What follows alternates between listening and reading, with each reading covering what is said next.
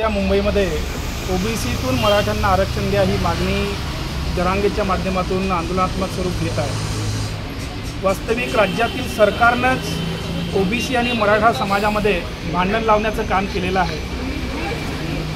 ते काम सरकारनं न करता मराठा समाजाला स्वतंत्र आरक्षण दिलेलं आहे। मराठा समाज बांधवांनी त्या आरक्षणातूनच आपल्या समाजाची प्रगती करायला हवी। ओबीसी समाज हा आधीपासूनच मागासलेला आहे, शैक्षणिक सामाजिकदृष्ट्या। आधीच त्यांना 19% आरक्षण राज्यात जे दिलेलं आहे ते परिपूर्ण मिळत नाही। अशा परिस्थितीत मराठा समाज सरसकट ओबीसीमध्ये येण्याची जी अट घालते ती पण जातनिहाय जनगणना न करता ही मागणीच त्यांची चुकीची आहे।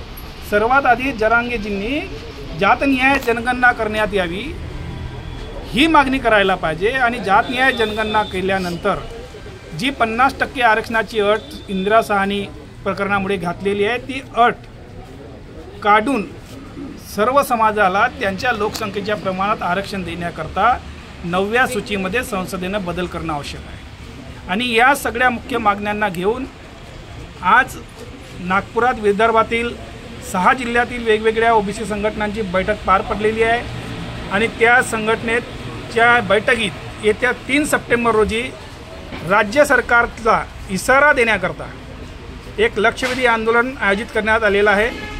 या आंदोलनात ओबीसी बांधवांनी मोठ्या संख्येनं सहभागी व्हावं आणि ओबीसीचे आरक्षण अबाधित ठेवण्याकरता ओबीसीचे जे काही लोकप्रतिनिधी आहेत त्यांनीही सरकारला धारेवर धरावं असं ओबीसी समाजाच्या वतीनं आम्ही त्यांना आवाहन करतो।